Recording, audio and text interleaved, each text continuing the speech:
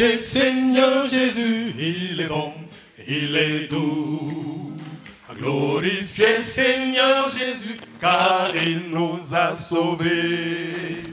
Glory, glory, gloria, il est bon, il est doux. Glory, glory, gloria. Glory, glory, gloria. Glorifiez le Seigneur Jésus. Glory, glory, gloria. En lui Dieu a été glorifié. Glory, glory, gloria. Glorifiez le Seigneur Jésus. Glory, glory, gloria.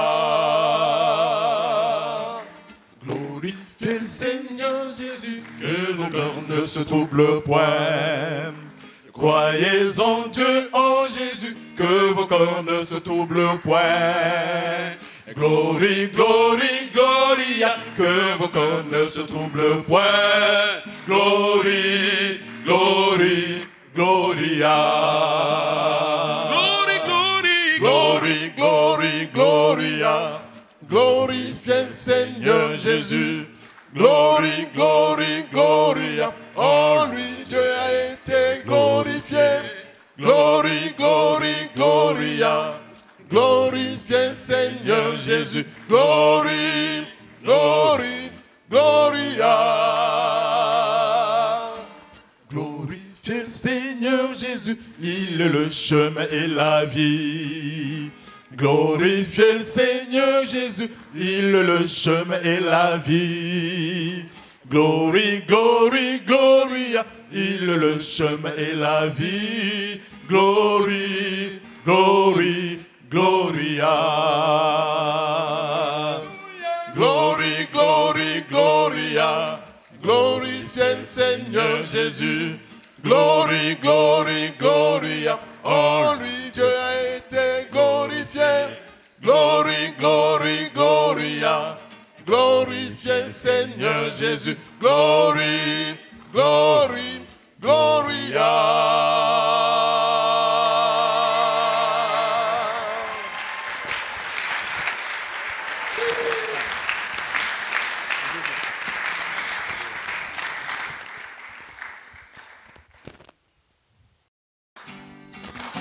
Mets ta main dans la main de celui qui tend la ciel.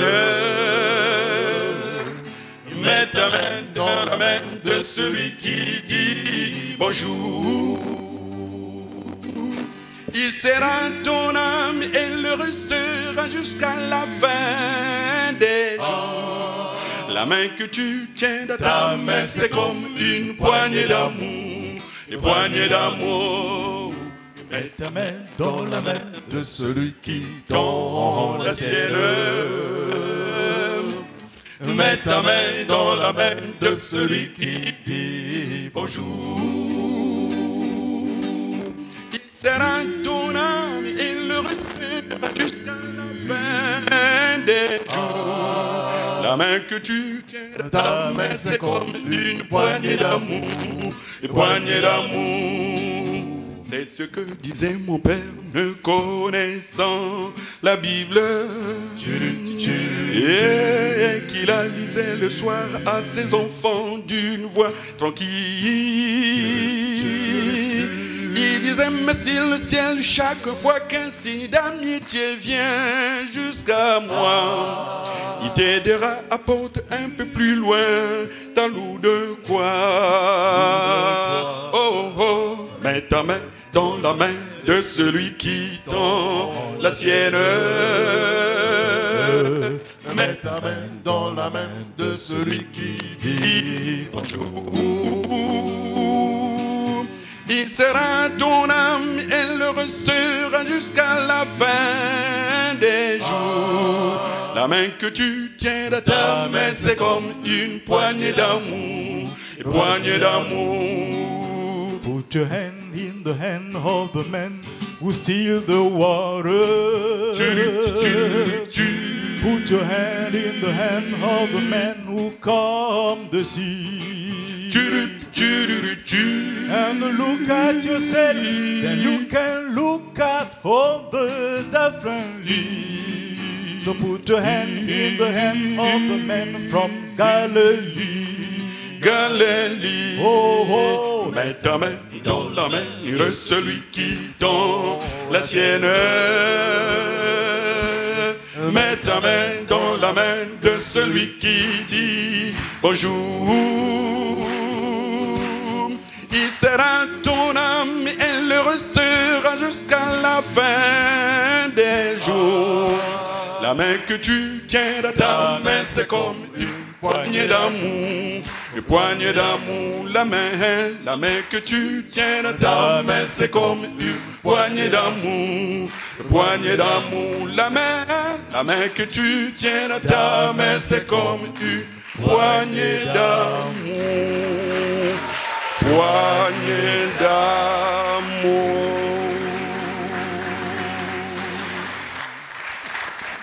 Lorsque nous lisons 1 Samuel chapitre 9, 1 Samuel chapitre 9, je vais lire très rapidement. Il y avait un homme de Benjamin nommé Kis, fils d'Abiel, fils de Séror, fils de Bécorat, fils d'Aphiach, fils de Benjamit. C'était un homme fort et vaillant. Il avait un fils du nom de Saül, jeune et beau, plus beau qu'aucun des enfants d'Israël, et les dépassant tous de la tête. Les ânesses de Kis, père de Saül, s'égarèrent. Et Kis dit à Saül, son fils, prends avec toi l'un des serviteurs. Lève-toi, va et cherche les ânesses. Il passa par la montagne d'Éphraïm. Il passa par et traversa le pays de Shalisha, sans les trouver. Ils passèrent par le pays de Shalim, et elles n'y étaient pas. Ils parcoururent le pays de Benjamin, et ils ne les trouvèrent pas. Ils étaient arrivés dans le pays de Suf. Lorsque Saül dit à son serviteur qui l'accompagnait, « Viens, retournons, de peur que mon père, oubliant les ânesses, ne soit en peine de nous. » Le serviteur lui dit, « Voici, il y a dans cette ville un homme de Dieu, et c'est un homme considéré. Tout ce qu'il dit ne manque pas d'arriver. Allons-y donc, peut-être nous fera-t-il connaître le chemin que nous devons prendre. » Saül dit à son serviteur, « Mais si nous y allons, que porterions-nous à l'homme de Dieu? Car il n'y a plus de provisions dans nos sacs. Et nous n'avons aucun présent à lui offrir, à l'homme de Dieu. Qu'est-ce que nous avons? » Le serviteur reprit la parole et dit à Saül, « Voici, j'ai sur moi le quart d'un sicle d'argent. Je le donnerai à l'homme de Dieu et il nous indiquera notre chemin. » Autrefois en Israël, quand on allait consulter Dieu, on disait « Venez et allons voir, et allons au voyant. » Car celui qu'on appelle aujourd'hui le prophète s'appelait autrefois le voyant. Saül dit à son serviteur « Tu as raison, viens, allons. » Et ils se rendirent à la ville où était l'homme de Dieu.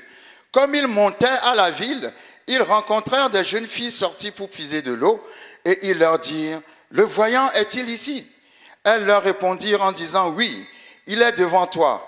Mais va promptement, car aujourd'hui, il est venu à la ville parce qu'il y a un sacrifice pour le peuple sur le haut lieu. Quand vous serez entrés dans la ville, vous le trouverez avant qu'il monte au haut lieu pour manger. Car le peuple ne mangera point qu'il ne soit arrivé parce qu'il doit bénir le sacrifice. Après quoi les conviés mangeront. Montez donc, car maintenant vous le trouverez. » Et ils montèrent à la ville. Ils étaient arrivés au milieu de la ville quand ils furent rencontrés par Samuel, qui sortait pour monter au haut lieu. Or, un jour avant l'arrivée de Saül, l'Éternel avait averti Samuel en disant, « Demain, à cette heure, je t'enverrai un homme du pays de Benjamin, et tu l'oindras pour chef de mon peuple d'Israël. Il sauvera mon peuple de la main des Philistins, car j'ai regardé mon peuple, parce que son cri est venu jusqu'à moi. » Lorsque Samuel eut aperçu Saül, l'Éternel lui dit, « Voici l'homme dont je t'ai parlé.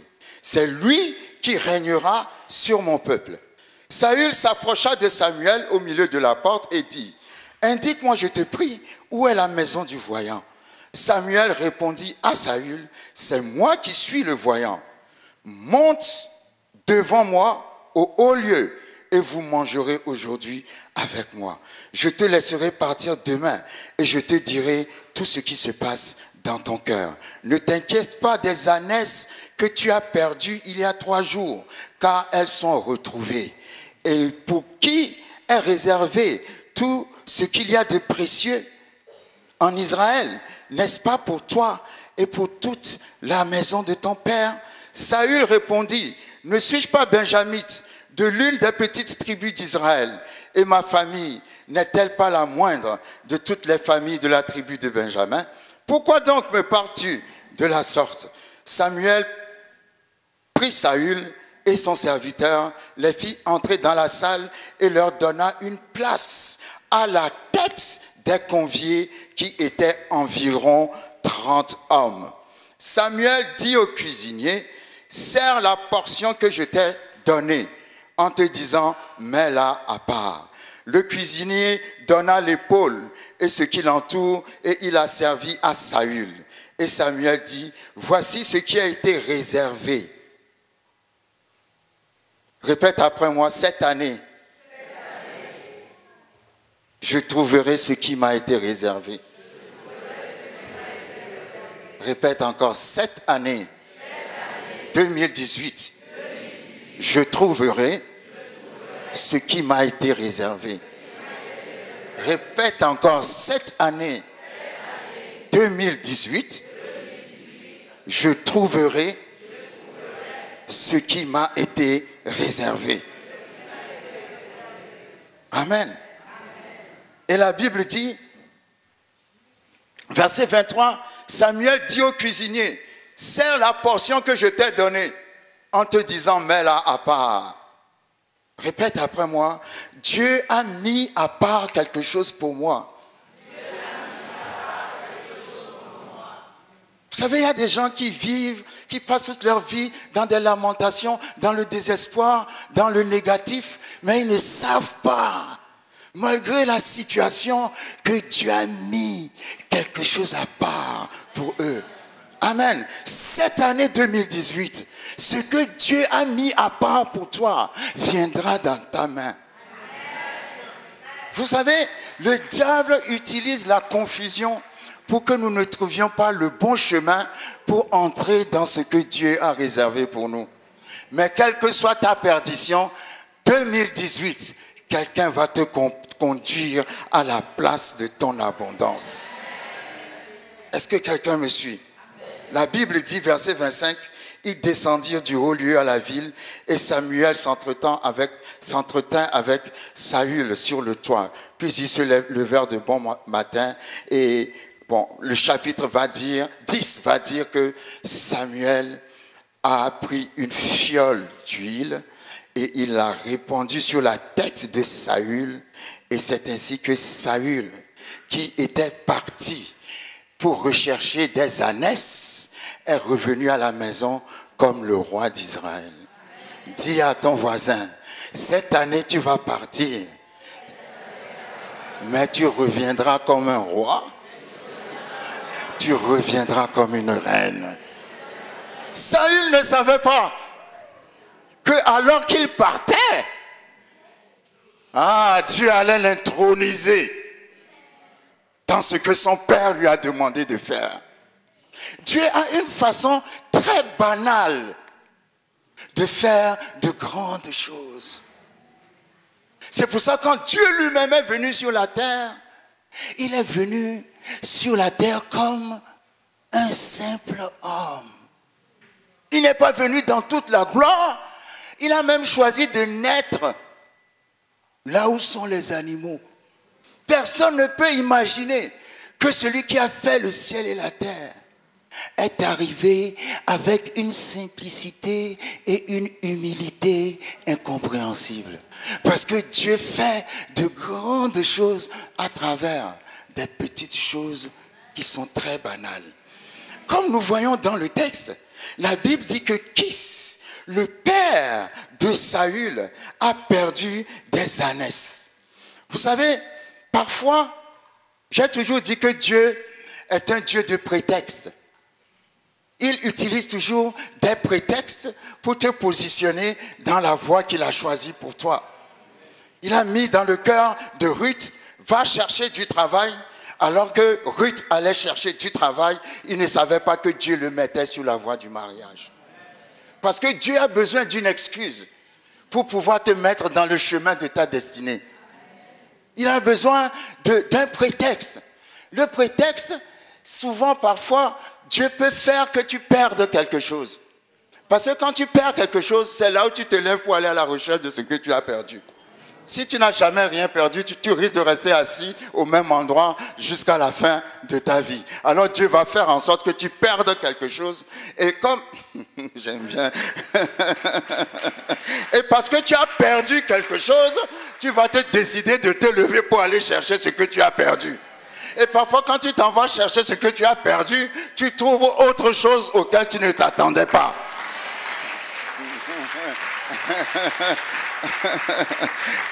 Quelqu'un a laissé tomber une pièce de 2 € qui est partie sous son lit.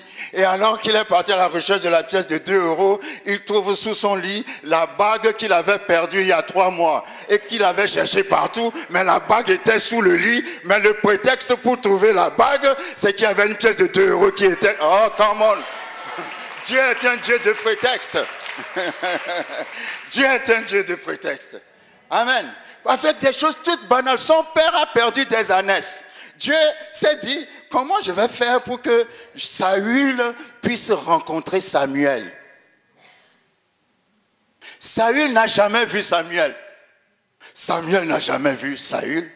Mais Dieu connaissait Saül et Samuel. Cette année, Dieu va faire des connexions divines. Tu vas rencontrer des gens que tu ne connais pas. Et qui ne te connaissent pas non plus, mais que Dieu va mettre sur ton chemin. Et vous voyez, quand nous lisons le texte, quand Saül a rencontré Samuel, 1 Samuel 9, verset 19, Samuel répondit à Saül, c'est moi qui suis le voyant. Et ce que Samuel a dit à Saül, il a dit, monte devant moi au haut lieu. Il y a des rencontres qui vous font descendre. Il y a des gens que vous rencontrez qui vous amènent en bas.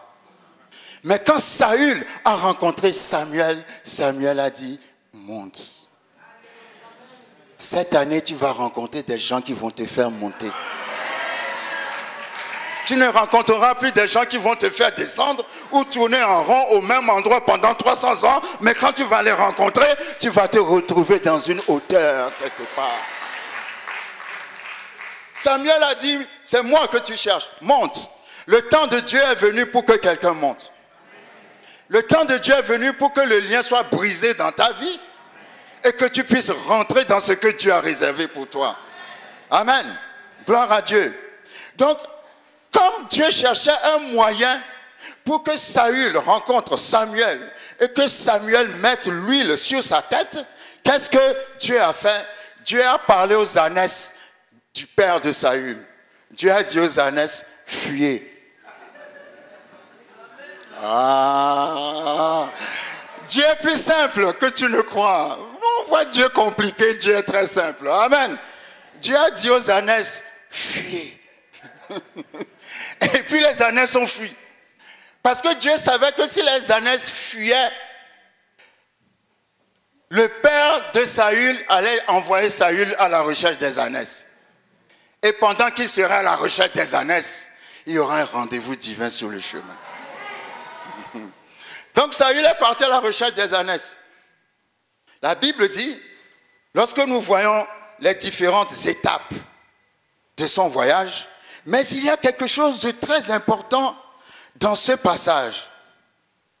Ce quelque chose qui est très important semble être aussi très banal, mais ce n'est pas si banal que ça, parce qu'il n'y a pas de hasard dans la vie, il n'y a pas d'accident dans la vie.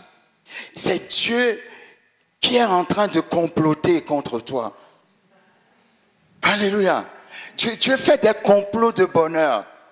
Il tend des pièges de bonheur. Et parfois nous-mêmes, nous faisons des choix. Nous avons l'impression que c'est nous qui avons choisi, mais non, non, non. C'est Dieu qui nous a poussé à faire le choix que nous avons fait. Mais nous faisons des choix parfois d'une manière pas trop réfléchie. Mais il se trouve que c'est Dieu qui nous... Parce que quand Kis a dit à Saül d'aller chercher les ânesses, Kis a dit à Saül, 1 Samuel 9, verset 3, les ânesses de Kis, père de Saül, s'égarèrent, et Kis dit à Saül, son fils, prends avec toi l'un des serviteurs, lève-toi, va et cherche les ânesses. Prends avec toi l'un des serviteurs. Et puis, Saül a regardé parmi les serviteurs, et puis il a dit, toi, suis-moi. Saül n'a pas réfléchi, il n'a pas regardé les diplômes des serviteurs, il n'a pas vu les qualificatifs des serviteurs, il a juste choisi, toi, suis-moi. Alléluia. Mais le choix qu'il a fait était tellement banal, mais c'est un choix qui a été inspiré par Dieu. Parce que ce serviteur que Saül va choisir est un serviteur étrange. Vous savez, dans la Bible, je disais à Florence, c'est bizarre, dans la Bible, il y a des serviteurs étranges.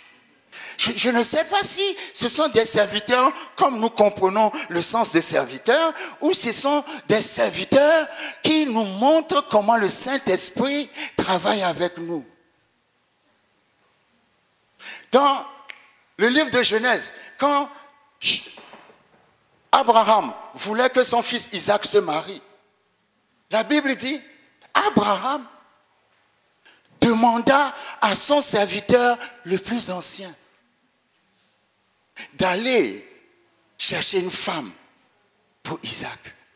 Mais après, on s'est rendu compte que quand tu vois le voyage du serviteur le plus ancien, on a compris que celui qui sert Dieu depuis le fond des temps, le vrai serviteur le plus ancien, c'est l'Esprit. C'est le Saint-Esprit qui va chercher une femme pour toi. Il y a des hommes qui courent après toutes les femmes. L'homme n'est pas supposé chercher une femme. C'est Dieu qui choisit une femme et qui l'emmène vers toi. C'est vrai, hein? Tu n'es pas supposé choisir une femme. C'est Dieu qui choisit et qui l'emmène vers toi. Toi, tu es supposé être saturé par les choses de Dieu. Amen. C'est bizarre que vous êtes resté calme. On dirait que je parle à des gens qui passent leur temps à chercher des femmes. Non, non, non. Passez votre temps à œuvrer pour Dieu. Et pendant que vous œuvrez pour Dieu, un jour vous vous levez dans votre œuvre et la femme, et la femme est devant vous. C'est comme ça que Adam a dormi et quand il s'est réveillé, Ève était devant elle. Adam a été chercher Ève. Dieu l'a mis en sommeil. Alléluia. Que Dieu te mette en sommeil si tu cherches une femme. Hein? Sois saturé à servir Dieu. Et tu vas voir que la femme va venir. Amen. Votre amen me décourage, mais ce n'est pas grave. Donc, je parlais des serviteurs étranges dans la Bible. La Bible dit, dans le livre des rois, il y avait une petite esclave, une servante, une bonne, dans la maison du général Naaman. Et cette petite bonne, un jour, s'est rendue compte que son maître avait la lèpre. Alors, elle a été dire à sa maîtresse, si tu dis à mon maître d'aller en Samarie, là, il trouvera un prophète qui va le guérir. Une servante, une petite servante. Et parce que Naaman est parti, Naaman est revenu avec la guérison. La Bible dit que quand Naaman est arrivé là-bas, il s'attendait à de grandes choses. Mais on lui a demandé une petite chose. Vous savez, les gens cherchent toujours de grandes choses. Les gens ne comprennent pas que Dieu est simple. Les gens croient que Dieu est compliqué comme eux. Mais Dieu est simple. Quand il est arrivé chez Élisée, il pensait, comme lui, il a les honneurs du monde. Vous pouvez avoir les honneurs du monde, mais devant Dieu, nous sommes tous pareils. Il pensait qu'en arrivant chez Élisée, Élisée allait sortir, faire de grandes cérémonies et tout ça. Élisée n'est même pas sorti. Élisée a dit, va te laver 7 fois dans le Jourdain. Le Jourdain est un fleuve qui est boueux, sale. Et lui venait de la Syrie où on trouvait les plus beaux fleuves. Et il s'est fâché. Amen. Non seulement il n'est pas sorti pour m'honorer, mais il me dit d'aller me laver en plus dans le Jourdain. Je vous dis, le fleuve le plus célèbre où on a baptisé Jésus n'est pas un beau fleuve, c'est un fleuve boueux. Sale. C'est là où on a baptisé Jésus. Dieu sort toujours des choses insignifiantes. Est-ce que vous me comprenez? Quand Jacob a épousé Léa et Rachel, la Bible dit que Léa avait un désavantage sur Rachel. La Bible a dit carrément, Jacob n'aimait pas Léa. Mais c'est de Léa qu'est sorti Judas, d'où est sorti Jésus. Parce que Dieu sort toujours des choses les plus simples, les plus humbles, qu'on ne soupçonne pas. C'est pour ça que si quelqu'un vous méprise, il faut être content. Parce que Dieu choisit les choses qu'on méprise. Il ne faut pas être content. Il ne faut pas chercher à ce que tout le monde vous aime. Moi, je ne veux pas que tout le monde m'aime. Ne m'aimez pas. Parce que quand vous me rejetez, Dieu me prend. Alléluia. Donc Dieu utilise toujours les choses simples. Naaman ne voulait pas se tremper dans le Jourdain. Les serviteurs de Naaman, serviteurs étranges, on dit à Naaman, mais si on t'a dit d'aller chercher un coq avec des dents dans la bouche, là tu partirais. Mais on te dit, va seulement te tremper dans le Jourdain. Mais vous savez quel était le problème de Naaman? Il devait se déshabiller devant ses serviteurs.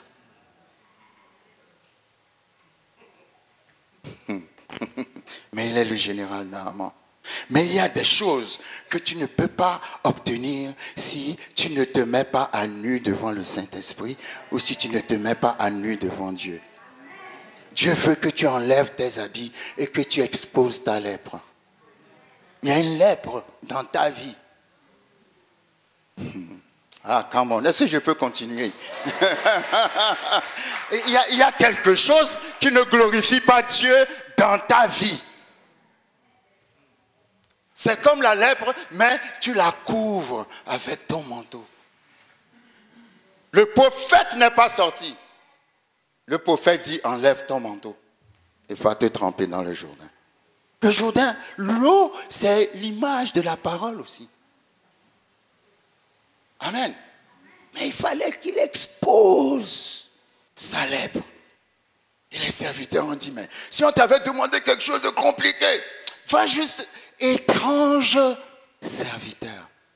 Donc, quand Saül va partir à la recherche des ânesses de son père, il va prendre un étrange serviteur. Je prie qu'en 2018, Dieu te fasse rencontrer un étrange serviteur. Parce que le serviteur que Saül a choisi, sans même savoir, non, que Dieu a choisi pour Saül, il est très étrange. Sans ce serviteur, Saül n'allait jamais devenir roi. Saül est devenu roi à cause du serviteur étrange. Ah, je vois des serviteurs étranges sur vos chemins. Alléluia. Des gens que vous allez rencontrer, vous allez croire que vous êtes plus grand qu'eux. Des gens qui sont plus petits que vous, mais qui vont vous mettre sur un chemin de destinée. À partir d'aujourd'hui, que quelqu'un sache écouter les conseils de quelqu'un qui est plus petit que lui.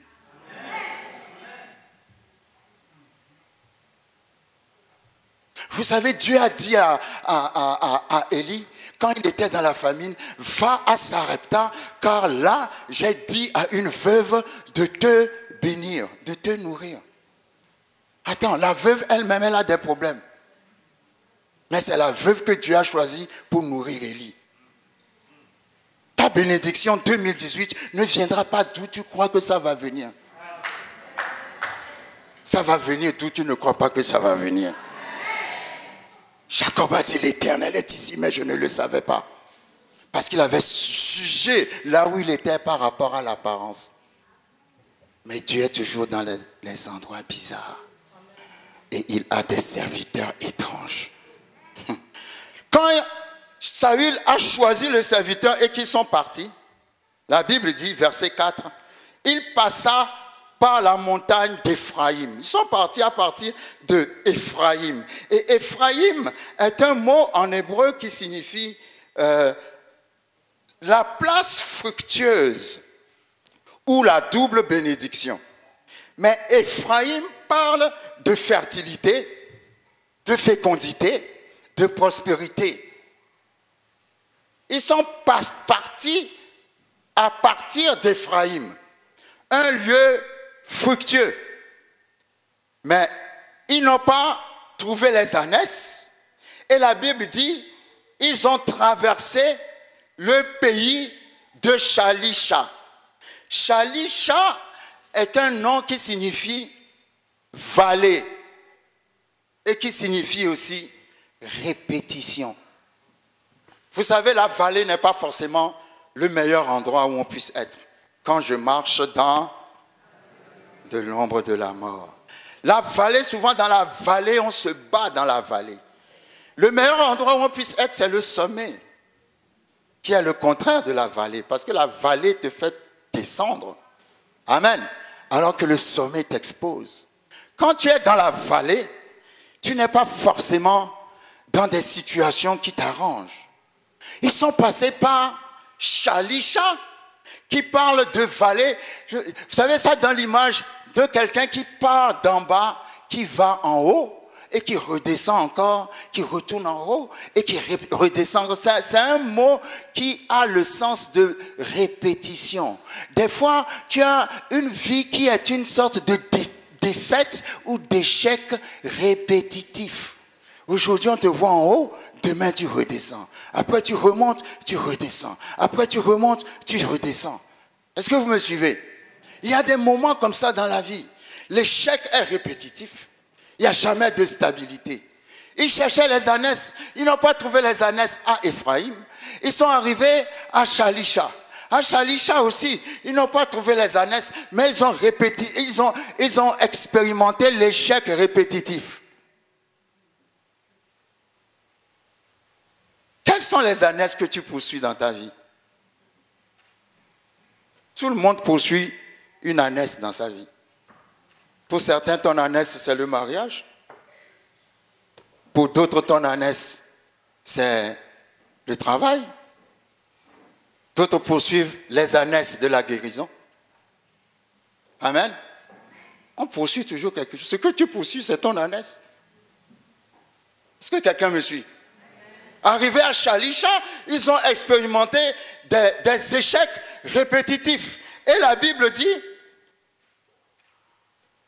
il passa par la montagne d'Éphraïm et traversa le pays de Shalisha sans trouver les ânesses. Ils passèrent par le pays de Shaalim. Après Shalisha est venu Shaalim. Shaalim signifie moquerie. Vous savez, quand vous expérimentez beaucoup d'échecs dans votre vie, quand vous expérimentez quelque chose qui n'est pas bien, mais qui est répétitif, vous êtes toujours dans le même combat, dans le même endroit, les gens se moquent de vous.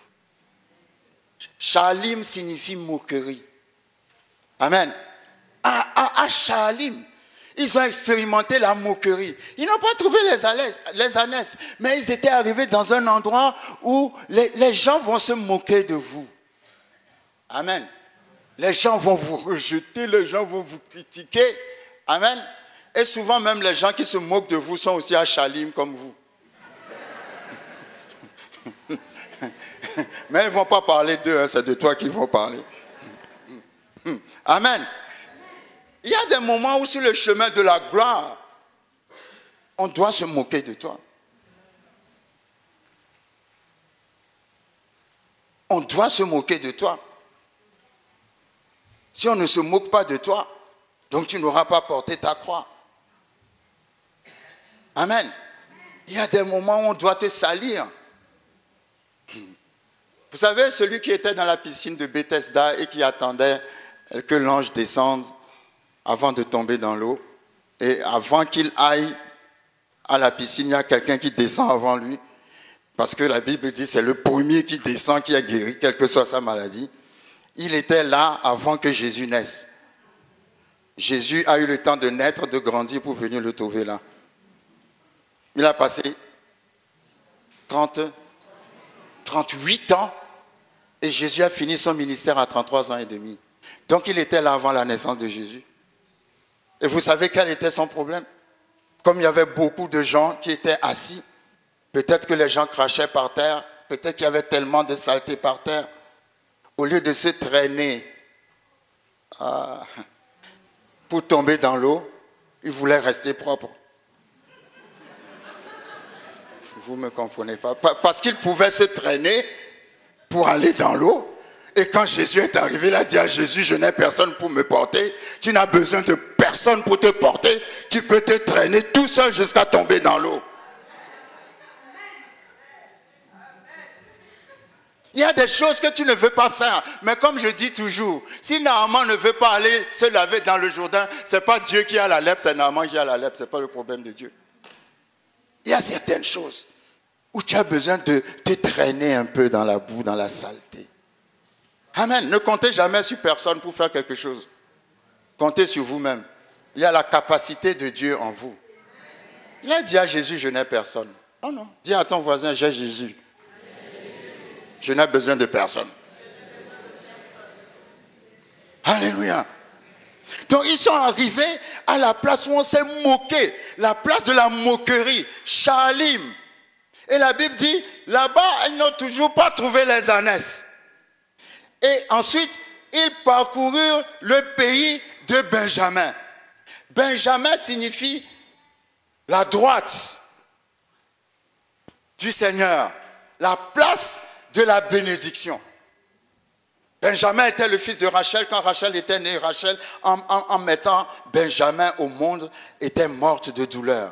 Et elle avait appelé l'enfant Ben-Oni, qui signifie fils de ma douleur.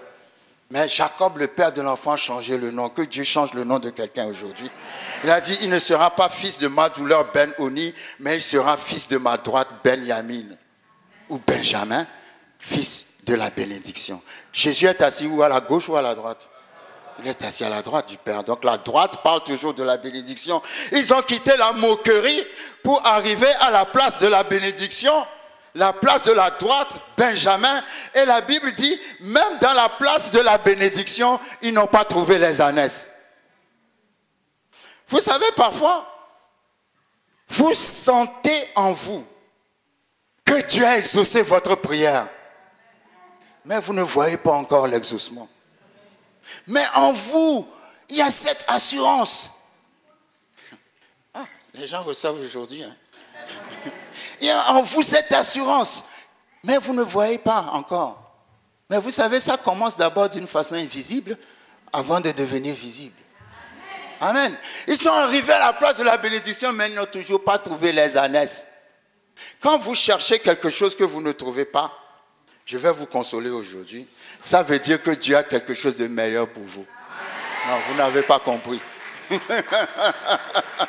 Quand vous cherchez quelque chose que vous ne trouvez pas, ça veut dire que Dieu a quelque chose de meilleur pour vous. Ils sont arrivés à Benjamin, mais dans la place de la bénédiction, ils n'ont toujours pas trouvé les ânesses. Pourquoi? Parce que ce ne sont pas les ânesses que Dieu veut pour eux. Tu cherches, tu ne trouves pas, eh bien, c'est pas ce que tu cherches que Dieu veut pour toi. Il y a des choses, parfois, il faut abandonner là-dessus. Ah, vous ne me suivez pas. Il y a des choses, ce n'est pas tout qu'il faut poursuivre dans la vie. Alléluia. Il faut poursuivre selon l'Esprit de Dieu. Mais il y a des choses qui sont finies. Tu fais le deuil de ce qui est fini et tu passes à autre chose. Vous allez voir dans le texte ce qui va se passer. Et je pense que ça doit être la délivrance pour quelqu'un. Parce que Saül cherchait des ânesses, mais ce n'est pas les ânesses que Dieu a réservées à Saül. Dis à ton voisin, peut-être que ce que tu cherches n'est pas ce que Dieu veut pour toi. Non, vous n'avez pas bien dit. Dis bien, peut-être que ce que tu cherches n'est pas ce que Dieu veut pour toi. Et vous savez quoi? Parfois les gens sont tellement obsédés par ce qu'ils cherchent qu'ils ne voient même pas ce que Dieu veut pour eux. Oh, vous ne me comprenez pas. Ah, il y a quelqu'un qui est en train de pleurer sur un mari qu'il a laissé tomber depuis 300 ans pendant que Dieu a réservé. Oh, vous ne me comprenez pas. Tu ne verras jamais ce que Dieu a réservé pour toi si tu es toujours en train de pleurer sur ce qui est passé. Dis à ton voisin, c'est passé. Dieu a de nouvelles choses pour toi. À Benjamin, la place de la bénédiction où ils devaient trouver les ânesses, ils n'ont pas trouvé les ânesses. Mais pourquoi c'est la place de la bénédiction? Parce qu'ils approchaient de Samuel. Et ils ne le savaient pas. Est-ce que quelqu'un reçoit ce que Dieu dit aujourd'hui? Mais moi, je sais qu'il y a quelqu'un qui est en train de pleurer sur un homme qu'il a laissé depuis 300 ans et qui continue de poursuivre cet homme pendant que Dieu lui a montré ce qu'il lui a réservé depuis, mais elle ne voit toujours pas parce que c'est toujours cet homme qu'elle est en train de voir. Si tu poursuis et que tu ne trouves pas, à partir d'un certain moment, rester connecté au Seigneur. Le Seigneur va te dire, passe à un autre niveau. Tu ne vas pas mourir sur l'échec du passé. Il faut renaître de l'échec du passé et aller de l'avant. Quand David a perdu son fils, celui qu'il a eu avec Bathsheba, les serviteurs ne voulaient pas lui dire que l'enfant était mort. Mais lui-même, il a remarqué qu'il y a quelque chose qui ne va pas. Et il demande aux serviteurs, qu'en est-il de l'enfant? Ils se sont tous regardés et ils ont dit, il est mort. Et la Bible dit, David s'est levé. Il est parti se laver. Et puis il a dit, l'enfant est parti, il ne reviendra pas, c'est moi qui irai le rejoindre. Et les serviteurs se sont tous regardés parce qu'ils pensaient que David allait déchirer ses vêtements, se rouler par terre jusqu'à aller tomber dans un trou. Non! Il y a des choses qui vont vous arriver. Vous devez vous lever, vous secouer et dire, Seigneur, merci. Mais ça, oh, come on! Je ne m'arrête pas ici. Je vais continuer mon chemin parce que je crois que tu as quelque chose de meilleur pour moi.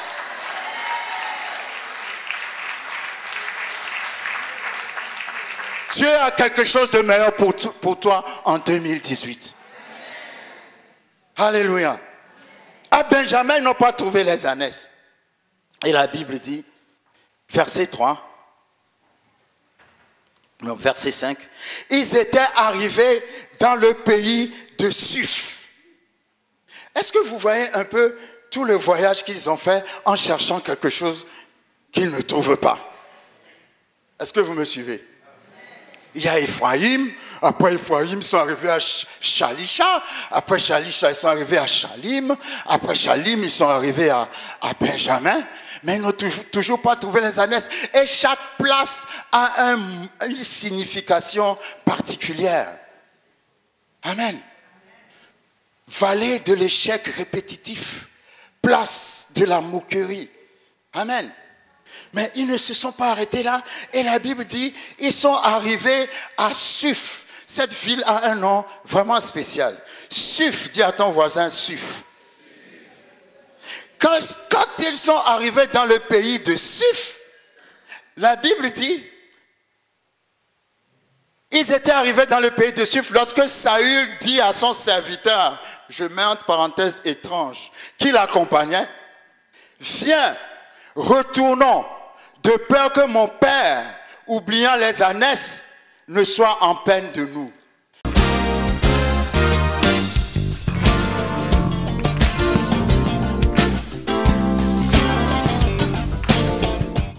Beloved in the Lord, Nous vous saluons au nom de notre Seigneur Jésus-Christ. we greet you in the name of our Lord Jesus Christ. Nous profitons de cette occasion We take this opportunity pour vous présenter encore nos vœux de bonne et heureuse année 2018. to wish you a very happy New Year 2018 Et puis pour vous inviter and to invite you au premier séminaire de la foi to victorieuse the first seminar of Victorious Faith en cette année 2018 in this New Year 2018 qui aura lieu à Noisy-le-Sec that will take place in Noisy-le-Sec, le samedi 27 janvier Saturday the 27th of January 2018 2018 de 14h30 à 18h from 2:30 to 6 p.m. à Noisy-le-Sec comme d'habitude. as usual in Noisy-le-Sec. Le thème de notre rencontre The theme of our meeting est tiré de Josué chapitre 1, is taken from Joshua chapter 1 verset 2. verse 2. L'Éternel parle à Josué, The Lord speaks to Joshua il l'encourage, and encourages him.